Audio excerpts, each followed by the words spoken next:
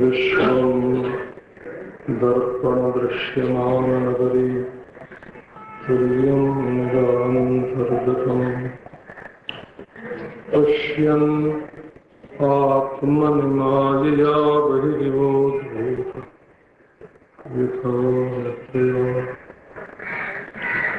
यः साक्षात् कुरुते प्रबोधसमये स्वात्मानमेवात्रयम् तस्मै श्रीगुरुमूर्तये नमः श्रीदक्षिणामूर्तये।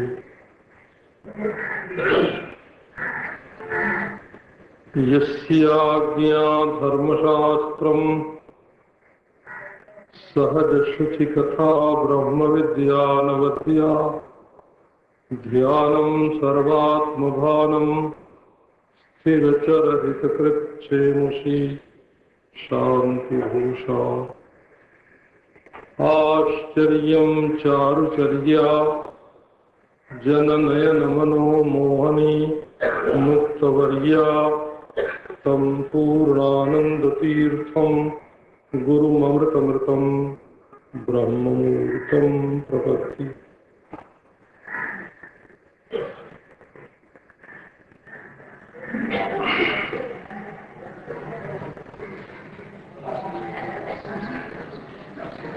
मैंने पहले कहीं पढ़ा था कि विदेशों में एक घोड़ा शिक्षित किया गया,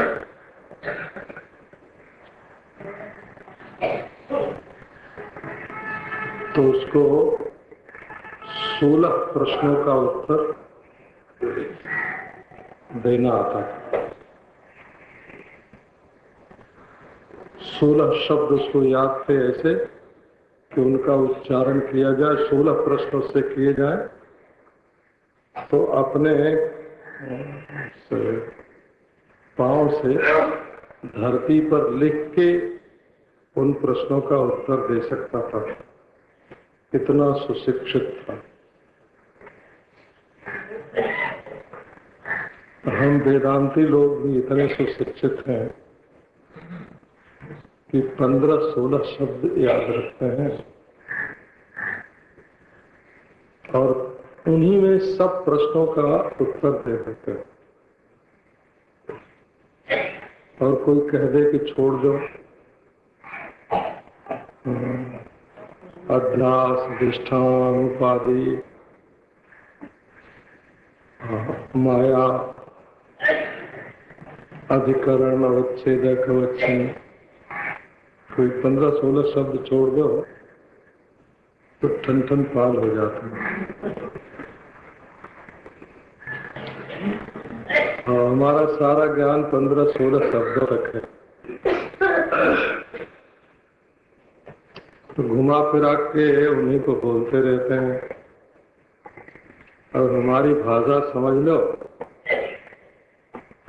तब तो हमारी बात समझ में आवेगी, और हमारी भाषा नहीं समझोगे तो हमारी बात समझ में आना बहुत मुश्किल।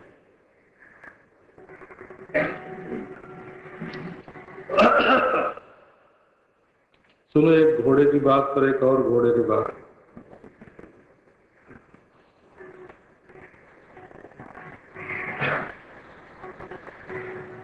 बहुत सुशिक्षित, बहुत प्रेमी घोड़ा था। एक बार महाराजा विराट उस पे चढ़ के कहीं यात्रा कर रहे थे, रास्ते में वो गिर पड़े।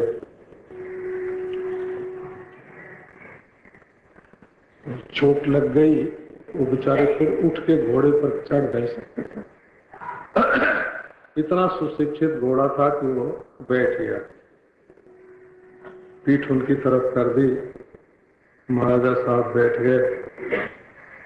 घोड़ा बहुत समझदार था, उसने सोचा कि जब चोट लगती है हमको तो अस्पताल ले जाया जाता है, तो महाराज को भी ले जाएं।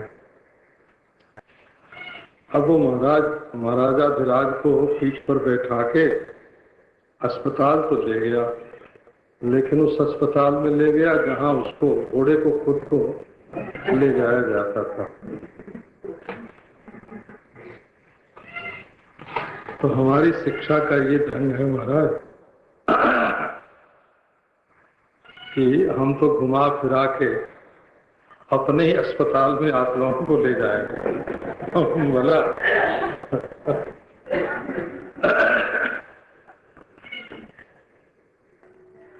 तो वही 15-16 शब्द और वही अस्पताल और जहाँ घोड़े की चिकित्सा होती है वहीं चलना पड़ता है।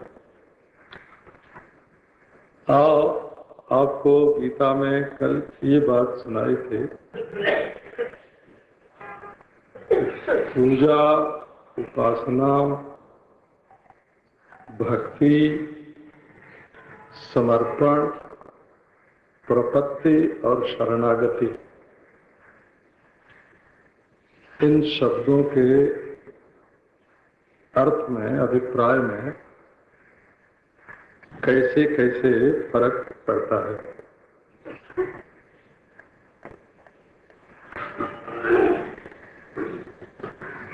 तो यज्ञ में क्रिया की प्रधानता होती है, उपासना में विधि की प्रधानता होती है, भक्ति में प्रेम की प्रधानता होती है, और जो समर्पण किया जाता है उसमें वस्तु का समर्पण भगवान के लिए, पत्रम पुष्पम फलम तोयम, क्रिया का समर्पण जत करोषि, भोग का समर्पण जदर्शनासी, धर्म का समर्पण जज्जुहोषि ददासी, तपस्या का समर्पण। इतना ही नहीं, इस समर्पण को गीता में कैसे बढ़ाया कि मय्येव मनाधत्स्व मयि बुद्धिं निवेशय निवसिष्यसि मय्येव अतो वृद्धिं न संशय। अपना प्यार भी भगवान को दो और अपना विचार भी भगवान को दो, मन और बुद्धि भगवान के प्रति समर्पित करो। समर्पण करते करते आपको शरण शब्द के संबंध में कुछ बोल रहा था। तो और सब साधना, समर्पण भी एक साधना है, परंतु शरणागति जो है इसमें उपाय और उपेय, साधन और साध्य दोनों एक है।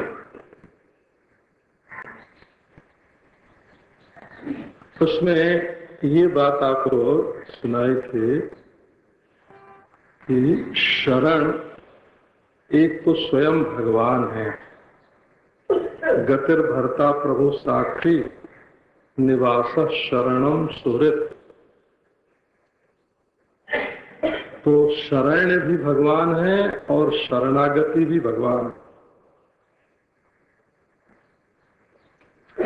वही उपाय है, वही उपेय है,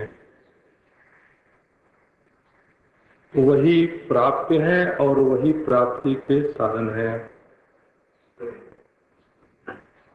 इस तरह शरणागति कोई कर्ता के अधीन रहने वाली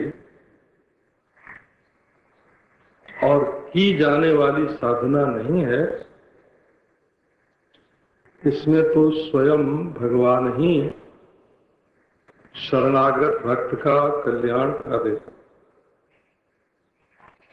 अब ये सुनने के बाद भी यद्यपि ये ज्ञान गुज्जात गुज्जतर है, गीता में गुज्य, गुज्यतर, राजगुज्य, सर्वगुज्यतम ऐसे अनेक शब्दों का प्रयोग हुआ है। गुह्य माने गोपनीय, रहस्य।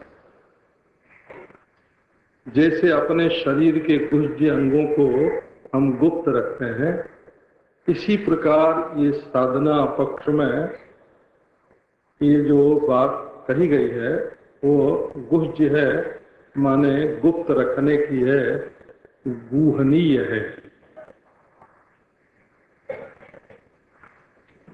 तो जैसे 9वें अध्याय में राजविद्या राजगुह्यम पवित्रमिदमुत्तमम्, राजगुह्य का वर्णन है, और 15वें अध्याय में गुह्यतम ज्ञान का वर्णन है। यहाँ भी गुह्यात गुह्यतर कह के गुह्यतम ज्ञान का ही वर्णन किया, परंतु सब कुछ होने पर भी अर्जुन का मन प्रसन्न नहीं हुआ और वो निश्चिंत नहीं हुआ।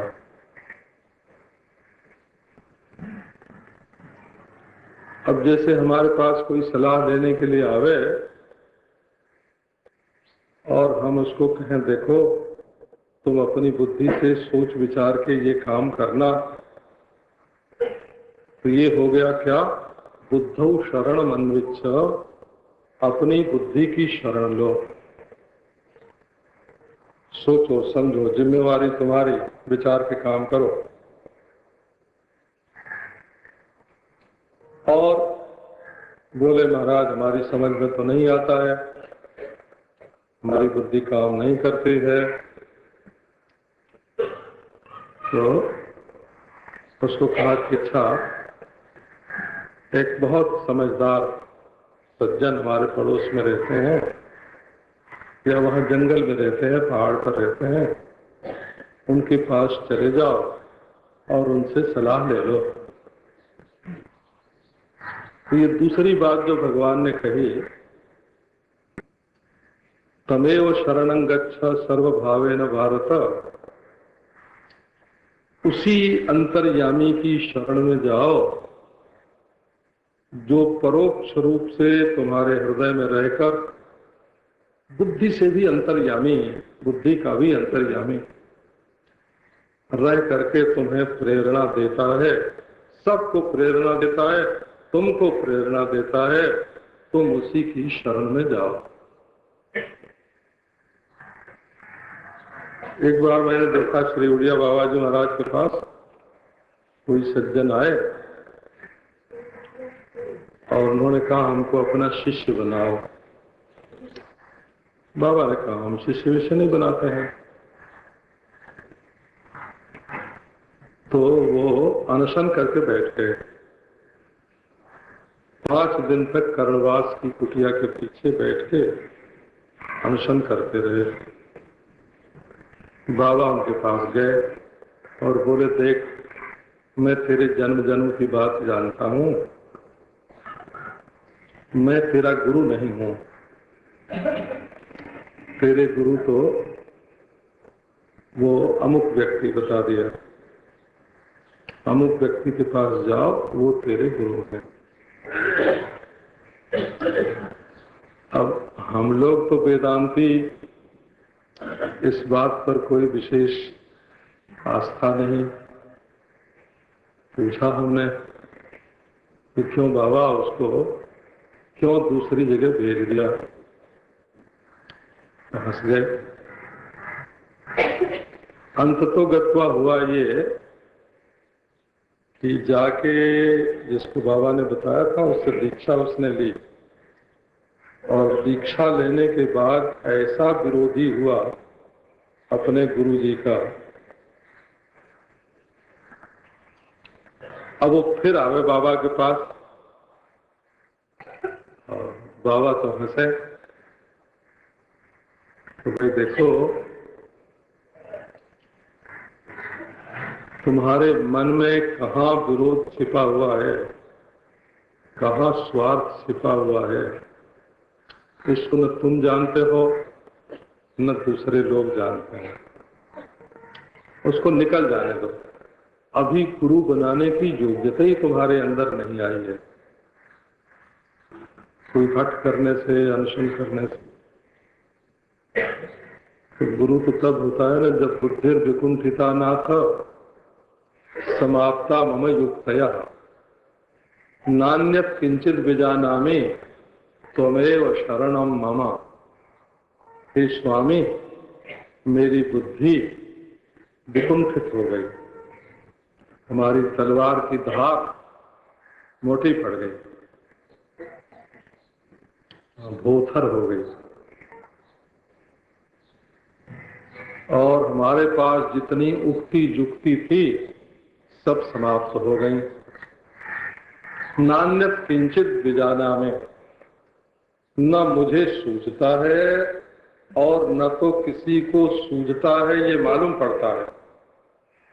त्वमेव शरणम मम, तुम्हारे अतिरिक्त, तुम्हारे सिवाय मेरे लिए और कोई आश्रय नहीं है। जब इस प्रकार मनुष्य, ये शरणागति तो मुख्यतः मनुष्य के लिए ही है, क्योंकि शास्त्र मनुष्य के लिए ही होता है। परंतु शरणागत तो पशु पक्षी भी होते हैं। शरणागत का जे तजय निज अनहित अनुमान ते नर पामर पापमय तिनहि विलोकत हानि। उनका मुंह नहीं देखना चाहिए जो शरणागत की, सच्चे शरणागत की रक्षा नहीं कर सकते। शरणागत की पद्धति पहले ऐसी थी। पर स्वयं श्री कृष्ण सामने बैठे हुए, जिनको अर्जुन पहले कह चुका है परम ब्रह्म परम धाम पवित्रम परमम भवान, वे श्री कृष्ण साक्षात जीवन रथ के सारथी के रूप में वृत हैं और अन्य सेना का, सैनिकों का परित्याग करके सारथी के रूप में अपने इंद्रिय रूपी घोड़ों के, बागडोर के नियंत्रक के रूप में, नियंत्रा के रूप में वर्ण किए हुए हैं। और वे कह दें कि तुम अब दूसरे के पास जाओ, और जाने के बाद ये भी कहा, जाने की बात तो कही, साथ साथ कह दिया विमृश्य तदशेषेण यथेच्छसि तथा कुरु। तुम इसका पूर्ण रूप से विमर्श करो, विचार करो, और विचार करके फिर तुम्हारी जैसी मौज हो, जैसी इच्छा हो वैसा करो। अर्जुन ने कहा कि पहले तो मैंने शिष्यस्ते हम साधुमाम त्वाम प्रपन्नम करके इनकी प्रपत्ति ली, इनका शिष्य बना। मेरे अंदर ऐसी क्या त्रुटि है ये दूसरे के पास भेज रहे हैं। मैंने तो सब कुछ छोड़कर इनकी शरण में आया हूं, तुम्हारी शरण में आया हूं सब कुछ छोड़कर, और तुम मुझे दूसरे के पास भेज रहे हो। मन ही मन अर्जुन को ये श्री कृष्ण की शिक्षा अच्छी नहीं लगी। तब उन्होंने फिर शुरू किया, सर्वगुह्यतमं भूयः शृणु मे परमं वचः इष्टोऽसि मे दृढ़मिति ततो वक्ष्यामि ते हितम्। शरणागति नीच की नहीं लेनी चाहिए। जो अपने से छोटा हो, नीच हो, उसकी शरण कभी नहीं लेनी चाहिए। शरण लेने के लिए सर्वज्ञ हो, माने हमारे हृदय की जानता हो, और सर्वशक्ति हो। संस्कृत में सर्वशक्तिमान कहने की आवश्यकता नहीं। सर्वा शक्ति यस्य तत् सर्वशक्ति बहुव्रीहि से काम चल जाता है, तो फिर तद्धित करने की जरूरत नहीं है। हिंदी में तो सर्वशक्तिमान बोलते हैं और अब तो संस्कृत में भी चलने लगा है, पर अनावश्यक है। तो हमारे दिल की जानता हो, सर्वज्ञ हो और उसको पूरी करने की शक्ति रखता हो, सर्वशक्ति हो, और इतना दयालु हो, इतना कोमल हृदय हो कि उसको पूर्ण किए बिना रह न सकता हो।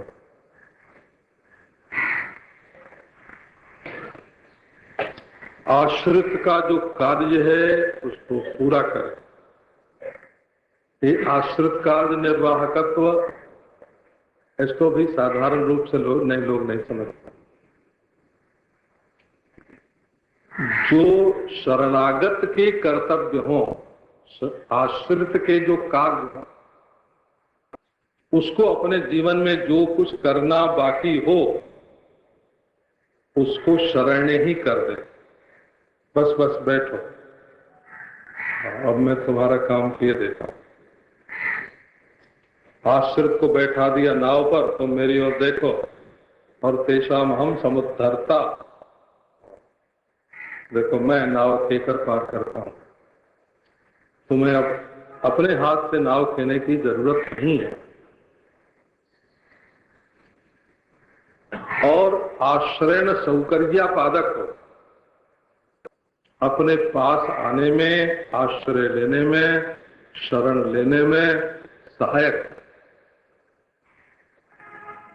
तो शरणागत के प्रति ये कह देना कि तुम उनके पास जाओ, उनकी शरण ग्रहण करो और फिर वहीं तुमको शांति मिलेगी, स्थान मिलेगा, और तुम स्वयं विचार करके काम करो।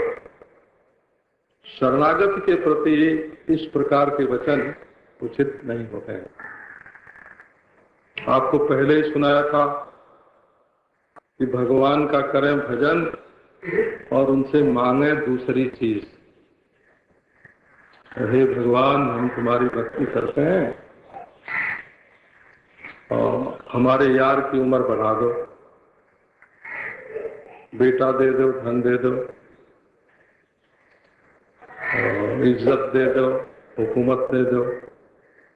इज्जत माने यश, कीर्ति, और हुकूमत माने ऐश्वर्य।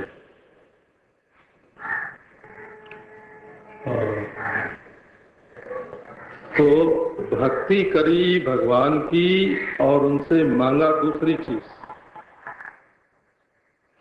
गलत हो गया, शरणागति नहीं हुई। अच्छा किया दूसरा काम, जप किया, तप किया, भजन किया, 3.5 करोड़ नाम जप किया, बोले कि अब इसके बदले में तुम हमको मिल जाओ। तो भगवान की कीमत बना दी। देखो, सत्यभामा ने श्री कृष्ण का दान कर दिया, आपने सुना होगा। नारद जी ने ऐसी पट्टी पढ़ाई, पर प्रत्यय नेय बुद्धि, पर प्रत्यय नेय बुद्धि। और नारद जी ने ऐसी पट्टी पढ़ाई सत्यभामा को कि उसने हाथ में जल, अक्षत, द्रव्य लेके श्री कृष्ण का हाथ पकड़ा और बोले, श्री कृष्ण मेरे मेरे होना कहाँ है? अच्छा, मैं तुम्हारा दान करती हूँ नारद जी को।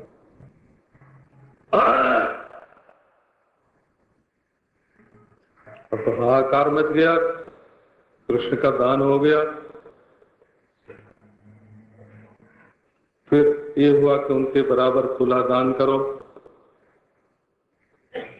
सत्यभामा ने समग्र पृथ्वी उनके बदले में देनी चाहिए, त्रिलोकी का राज्य देना चाहा, पर तराजू पर एक ओर श्री कृष्ण बैठ गए, दूसरी ओर उनकी बराबर का कुछ हो ही नहीं।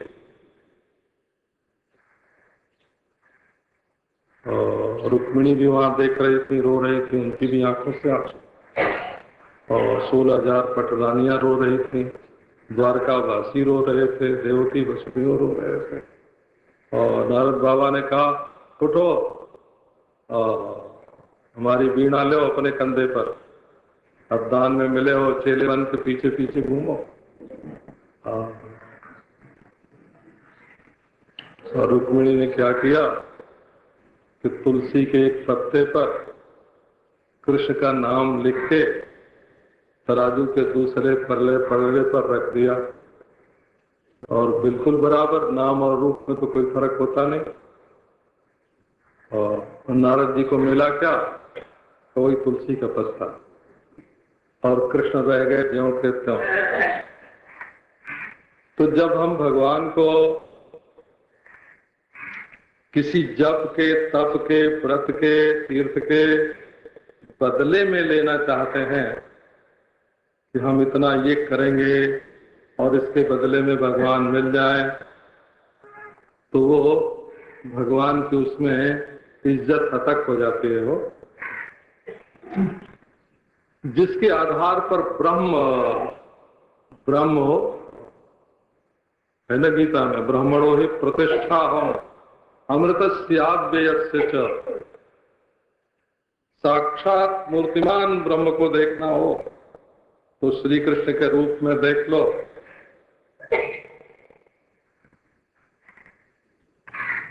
प्रतिष्ठति अस्याम इति प्रतिष्ठा। ब्रह्म कहाँ रहता है? ब्रह्म श्री कृष्ण में रहता है। साक्षात ब्रह्म मूर्ति श्री कृष्ण सामने खड़े, और उनकी तुम कीमत चुकाना चाहते हो तो शरणागति नहीं हो। तो तब जहां उपाय भी भगवान, उपेय भी भगवान, और शरणागति भी भगवान, शरण भी भगवान। शरण की गति दूसरी है। बीच में मैं दूसरी बात आपसे कहने लग गया। शरण उसकी लेनी चाहिए जो सर्वज्ञ हो, सर्वशक्ति हो, परम दयालु हो, आश्रित कार्य निर्वाहक हो, आश्रयण सौकर्या पादक हो, उसकी शरण लेनी चाहिए। शरणे साधु शरणे। पर शरणागति बिगड़ती कहाँ है? आपको एक तो उदाहरण, गुरु वशिष्ठ थे, स्वयं भगवान रामचंद्र थे, परंतु कैकेयी ने मंथरा की शरण ले ली।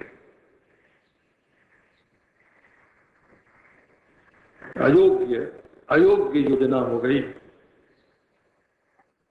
अच्छा, तू जो कहती है वही ठीक है, वही भला है, वही मैं करूंगी। लो, मंथरा की शरण लेके कैकेयी ने क्या पाया? विधवा हुई, रामचंद्र वन में गए, और भरत ने 14 बरस की तपस्या कर ली, अनाथ हो गए। अयोग्य की शरण नहीं लेनी चाहिए। दशरथ ने क्या किया? उसी अयोध्या में श्री वशिष्ठ जी थे, उनसे सलाह लेते कि हम क्या करें। श्री रामचंद्र से ही परामर्श कर लेते, कौशल्या से विचार विनिमय कर लेते, भरत जी को बुला के उनसे सलाह करते, परंतु कुछ नहीं, उन्होंने कैकेयी की शरण ले ली। दशरथ जी की सोची हुई एक भी बात पूरी नहीं हुई, मर जाना पड़ा। तो नीच शरणागति कभी सफल नहीं होती है। अच्छा, और लो, वाल्मीकि रामायण में लिखा है कि हनुमान जी के कहने से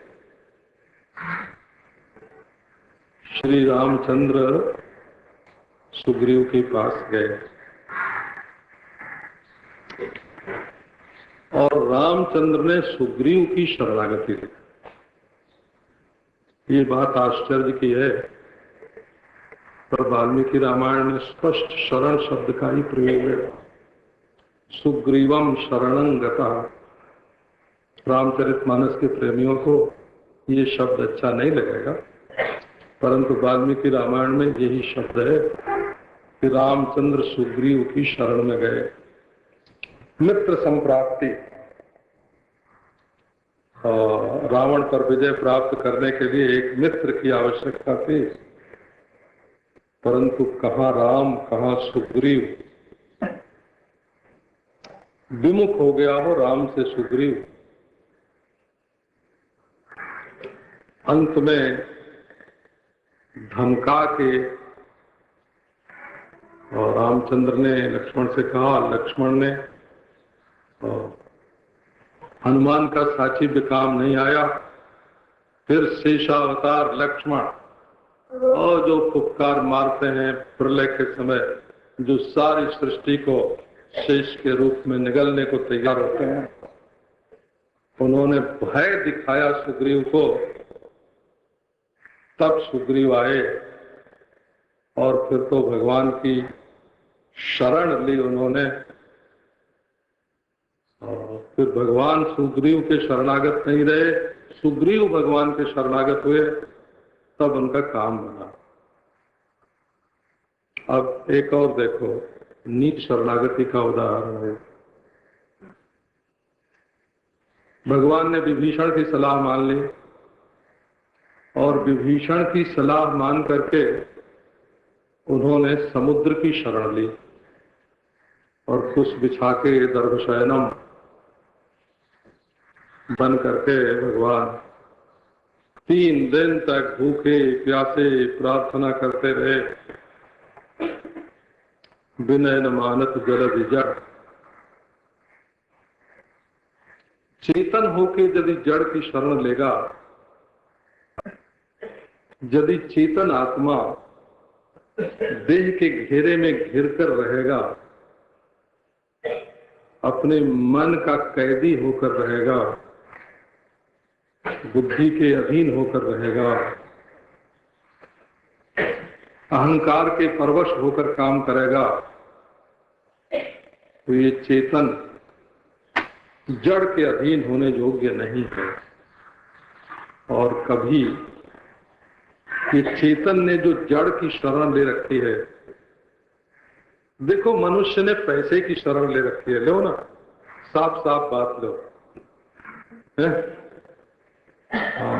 अब ये तो सबकी समझ में आवेगा, मेरा ख्याल है। आदमी होकर तुमने हीरा मोती सोना चांदी कागज के टुकड़े मकान कुर्सी की शरण ले रखी है। ये नीच शरणागति है, ये कभी सफल नहीं हो सकते। इनके लिए तो जब धनुष बाण उठाओगे, धनुर्वृत्तो उपनिषदम महास्त्रम सरम जुपासा निशितम संदयिता, इसके लिए तो जब उपासना से शान धरा के आत्मा रूप बाण को उपनिषद विद्या रूप धनुष पर चढ़ा के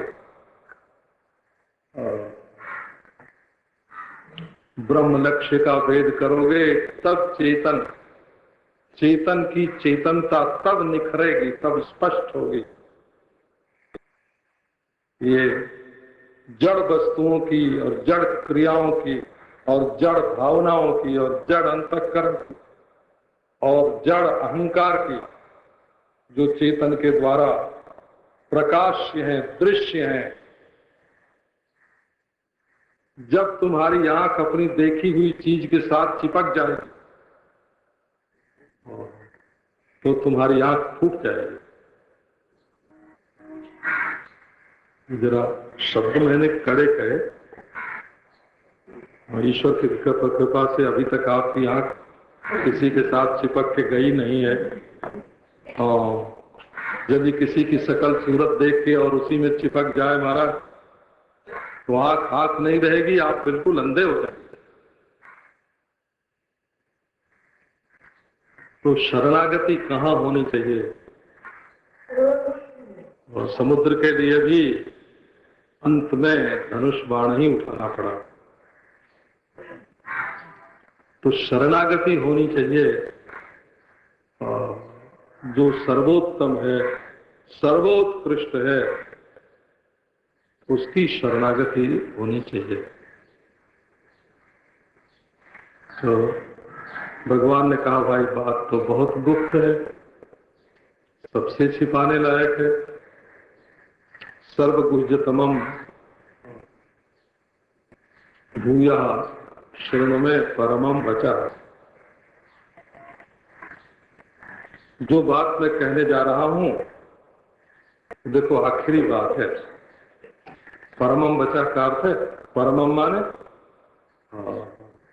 आखिरी, निरुत्तर, लाजवाब, इसके बाद फिर कुछ बोलना मत। परमम वचा। तो महाराज अब तक क्यों नहीं बताया? अब तक इसलिए नहीं बताया कि सर्वगुह्यतम, ये तो बाबा सब गोपनीयों में गोपनीय है और सबसे गुप्त रखने योग्य बात है। तो ये कहना कि तुम मेरी शरण में आ जाओ, ये कोई मामूली मामूली आदमी से थोड़ी बोला जाओ। बहुत ही विश्वसनीय हो तब उसकी जिम्मेवारी, तब उसकी सारी जिम्मेवारी ले ली जाती है। और जहां वो चीजों के चक्कर में है, यार प्यार के चक्कर में है,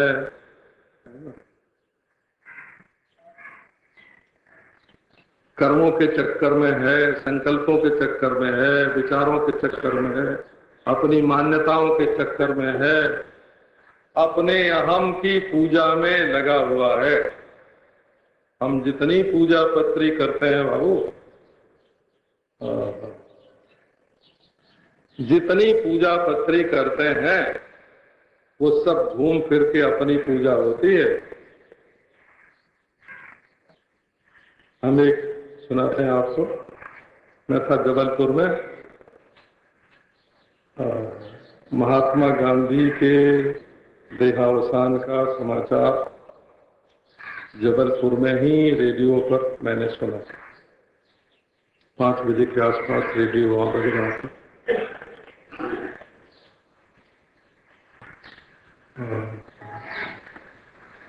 बड़ा दुख हुआ, थोड़ा रोया।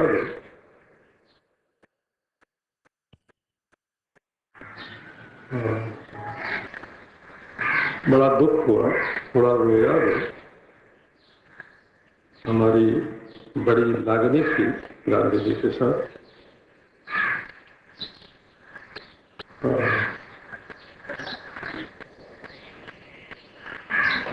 शोक सभा भी उसी दिन, जो हमारी सभा होने वाली थी, जो व्याख्यान होने वाले थे, उनकी जगह शोक सभा हो गई। दूसरे दिन जब अखबार छप के आए तो मैंने खंडवा से छपे हुए एक अखबार में एक पन्ने की पूरी गांधी जी के संबंध में कविता पढ़ी। शोक संवेदना की कविता थी। उस समय हमारा दिमाग उलट गया। कभी कभी खोपड़ी उल्टी हो जाती है। हाँ। मैंने कहा कि जिस कवि ने ये कविता लिखी है गांधी जी की मृत्यु पर, उसको ये कविता लिख के सुख मिला होगा कि दुख हुआ होगा। वो कविता लिख के उसने गौरव का अनुभव किया होगा कि मैंने इतनी उत्तम कविता, इतनी श्रेष्ठ कविता गांधी जी के बारे में लिखी। वो गांधी जी पर श्रद्धांजलि या श्रद्धा पुष्प नहीं चढ़ा रहा था, वो अपनी कविता का सुख अनुभव कर रहा था। नारायण ये अहम की पूजा जो है ये ब्रह्म ज्ञान के पहले न छूटती है न मिटती। जब तक अपने को अद्वितीय परब्रह्म परमात्मा के रूप में साक्षात अपरोक्ष अनुभव नहीं कर लेंगे, तब तक ईश्वर को भी अपना सेवक बना करके ही रखने का विचार रहेगा कि ये हमारे मन के अनुसार काम करें, और जो हमारी बुद्धि ठीक समझती है वही ईश्वर को करना चाहिए। आज गर्मी डालनी चाहिए, आज ठंड डालनी चाहिए, आज वर्षा करनी चाहिए, वो तो ईश्वर जरा छिप गया आपसे है, नहीं तो सलाह देते देते आप कान खा जाते।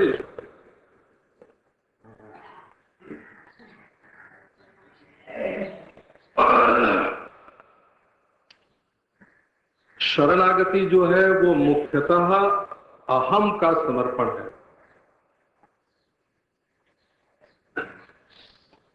और समर्पण भी एकांगी नहीं।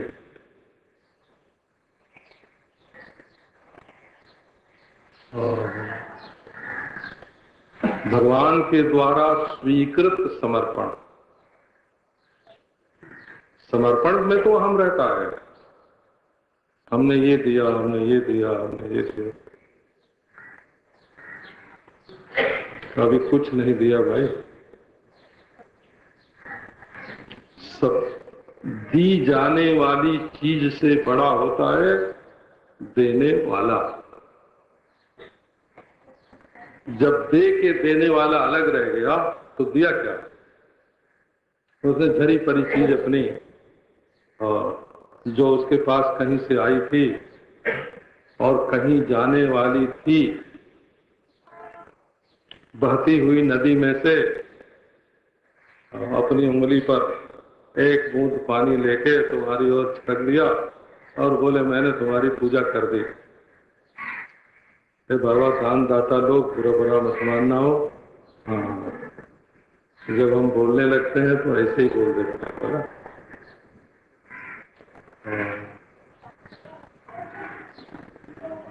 देते हैं करते हैं, अपने अहम की पूजा करते हैं, अपने अहम की पूजा में गुरु को चढ़ाते हैं, अपने अहम की पूजा में ईश्वर को चढ़ाते हैं। ऐसा ये बहुत सर्वगुह्यतम प्रसंग है, सबसे छिपाने लायक है, और आखिरी बात है। परमम का अर्थ है आखिरी, और चरम है, परम है, चरम है, परम है। अर्जुन ने कहा वो आपने तो हद कर दी, ऐसी चीज हमको बताने जा रहे हैं। कहा अर्जुन ऐसी चीज हम तुमको बताने जा रहे हैं। इष्टोसि में दृढ़मिति ततो वक्ष्यामि ते हितम्। पहले कह चुके हैं भक्तोसि में सखा चेति रहस्यम येतदुत्तमम्। तुम मेरे भक्त हो, तुम मेरे सखा हो। देखो भक्त है अर्जुन, कैसे? शिष्यस्ते हम साधिमाम त्वाम प्रपन्नो भक्त है। सखा सखा कैसे है? ज्यायसी चेत कर्मणस्ते मता बुद्धिर जनार्दन तत्किम कर्मणि घोरे माम नियोजयसि केशव व्यामिश्रेणेव वाक्येन बुद्धिम मोहयसि वमे। ये सखा, सखा ही ऐसी बात कर सकता है। सहैव ख्यायते, जिसका नाम, जिसके नाम के साथ जुड़ जाए, श्री कृष्ण अर्जुन, राम लक्ष्मण, श्री कृष्ण उद्धव, श्याम बलराम, ख्याति, जिसकी ख्याति एक साथ हो गए उसका नाम होता है सखा। अच्छा, तो भक्त और सखा तो पहले कह दिया था, इसमें तो हद कर दी। आप देखें, इष्टोसी में दृढ़मिति, तुम मेरे इष्ट हो। इष्ट शब्द का अर्थ तो आप जानते होंगे, आपके घर में कोई न कोई इष्ट देवता जरूर होंगे। इष्ट देवता माने जिसकी पूजा की जाती है, यजन किया जाता है, जो चाहा जाता है। इष्ट शब्द का दो अर्थ है, जिसके लिए हम सब कुछ बलि देने को तैयार, उसका नाम इष्ट। और जिसको हम सर्वात्मना चाहते हैं, उसका नाम इष्ट। इशित का इष्ट है, इश इच्छार्थक धातु है, और यज्ञ का भी इष्ट है। यज्ञ धातु से भी इष्ट शब्द बनता है, और यह का संप्रसारण होती होगी। श्री कृष्ण कहते हैं, दुनिया हमको इष्ट मानती है अर्जुन, और मैं तुमको अपना इष्ट मानता हूं। तो तुमको याद होगा, क्या याद है, और बलराम जी से विरोध करके हो, छिपा के बलराम जी के विरुद्ध और बदनामी उठा के अपनी बहन को अर्जुन के साथ भगा दिया। अद्भुत है ना। तुम मेरे इष्ट पते देव हिमवान शीर्जे, आकाश फट के गिर जाए और हिमाचल टुकड़ा टुकड़ा हो जाए और समुद्र सूख जाए, परंतु न मे मोघम बचो भवे, मैं जो कहता हूं वो कभी मिथ्या होगा नहीं। यस्त्वाम द्वेष्टि स माम द्वेष्टि, यस्त्वामनु स मामनु। अर्जुन, जो तुमसे द्वेष करता है वो मुझसे द्वेष करता है। अर्जुन, जो तुम्हारे पीछे चलता है वो मेरे पीछे चलता है।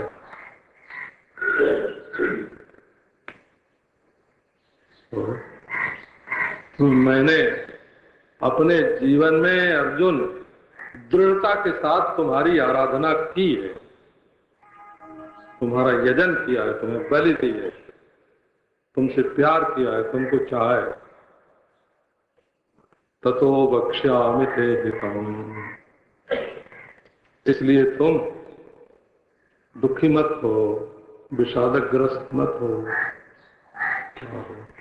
मैं तुम्हें बुद्धि,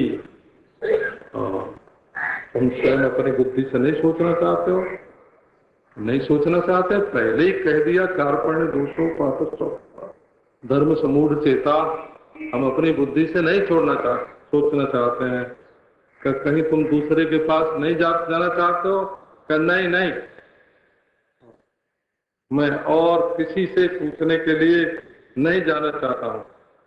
अच्छा, ततो वक्ष्यामि ते हितम्, इसलिए तुम्हारे हित की बात तुमको सुनाता हूँ, इसी में तुम्हारा हित है।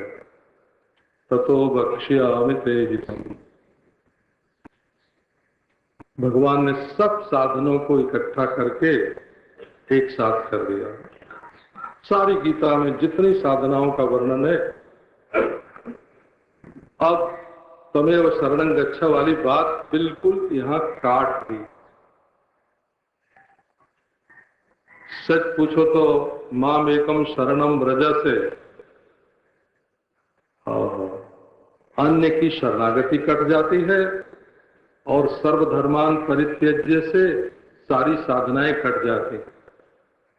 हम लोग गीता की चाहे जितनी व्याख्या करें, लंबी चौड़ी, अशोचानशोचस्त्वम से लेकर विमृश्ये तदशेषेण यथेच्छसि तथा कुरु, जितनी लंबी चौड़ी टीका करें, भाष्य करें, भगवान ने तो स्वयं अपनी कही जो थी, हाँ, उसका स्वयं ही विरोध कर दिया। तो मैंने कुरान शरीफ में पढ़ा था कि खुदा ने मोहम्मद साहब के पास जो आयतें लिख के भेजी थी, उसमें लिख के भेजा था कि अब तक जितने पैगंबर हमने भेजे हैं और उनके द्वारा जितना पैगाम भेजा है, संदेश भेजा है,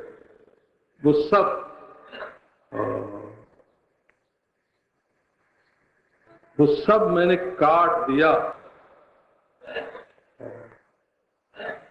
उन सब पैगंबरों को बर्खास्त कर दिया और उन सब पैगामों को काट दिया।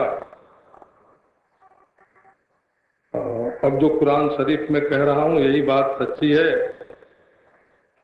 और आगे अब इसके बाद न कोई पैगाम होगा न पैगंबर होगा, ये भी कह दिया, आगे भी नहीं।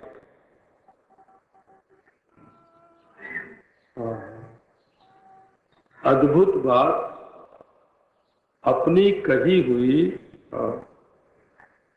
साधना और अपने बताए हुए साथ सबका निषेध। उस दिन सुनाया था ना भारतीय विद्या भवन में, यहाँ नहीं सुनाया था, बम्बई में, महामहोपाध्याय अनंत कृष्ण शास्त्री का व्याख्यान बस 7 दिन तक हो, यहीं की यूनिवर्सिटी के भी संस्कृत विभाग के अध्यक्ष थे। उन्होंने बताया जितना वेद शास्त्र पुराण इतिहास दर्शन जो कुछ शब्द के द्वारा प्रतिपाद्य तत्व है वो इति शब्द का व्याख्यान है, और नेति नेति जो वाक्य है श्रुति का वो सब का निषेध कर देता है।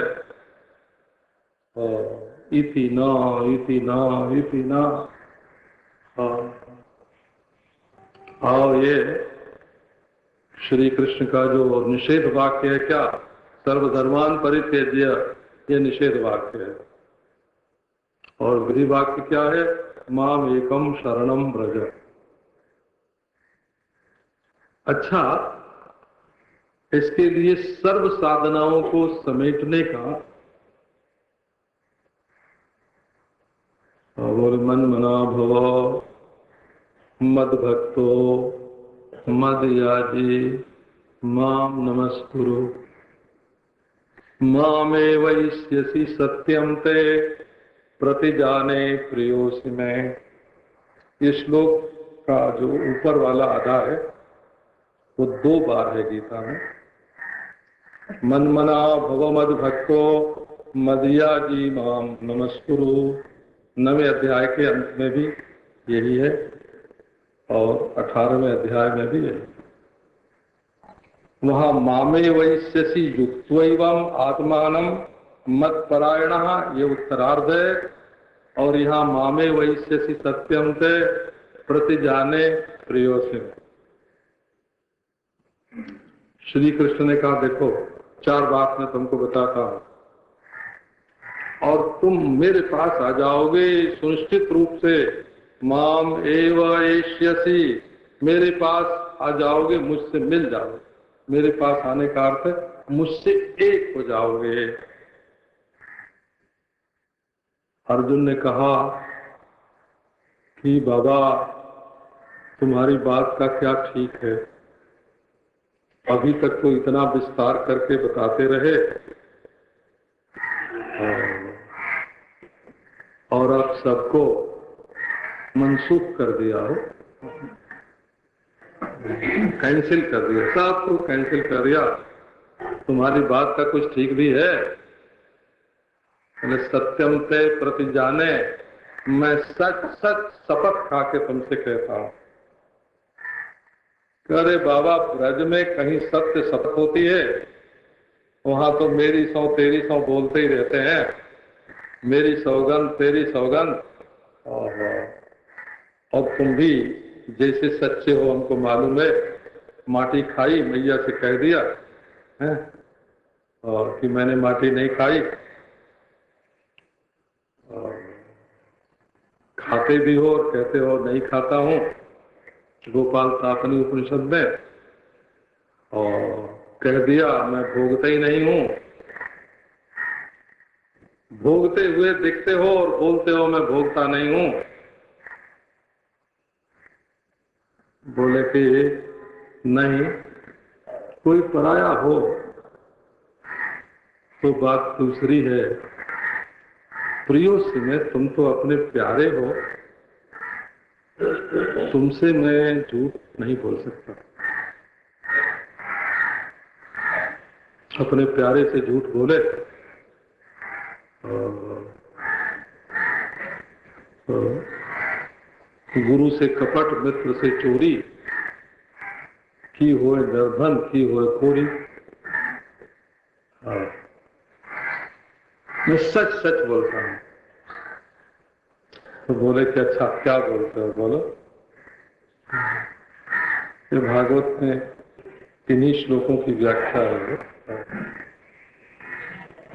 मया दृष्टान अपि स्वकान धर्मान संत्यज्य यः सर्वान् मां भजेत सतु सत्तमः। 11वें स्कंध में मैंने जिन धर्मों के अनुष्ठान का आदेश किया है उन सब का परित्याग करके जो मेरी शरण में आ जाता है वो श्रेष्ठ है। अरे ऐसे कह दिया उद्धव से।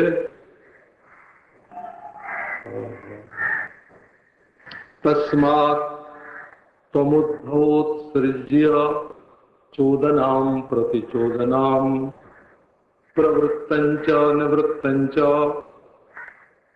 श्रोतव्यं श्रुतमेव च मामेकमेव शरणम् आत्मानं सर्वदेहिनां याहि सर्वात्मभावेन मया स्याह्यकुतो वै। सब छोड़ो, प्रवृत्ति धर्म छोड़ो, निवृत्ति धर्म छोड़ो, विधि छोड़ो, निषेध छोड़ो, जो सुना है सो छोड़ो, जो सुनना बाकी है सो भी छोड़ो। सुना सो छोड़ो और आगे जो सुनना है सो भी छोड़ो। माम एकमेव शरणम। न तो तुम्हें अपनी बुद्धि से विचार करने की जरूरत है, न तो दूसरे किसी की शरण में जाने की जरूरत है। आओ माम एकमेव शरणम, ये गीता की व्याख्या है भागवत। तो आओ अभी ये जो है ना, मनमना भो मद भक्तो मदयाजी और सर्वधर्मान परित्यज्य, इसी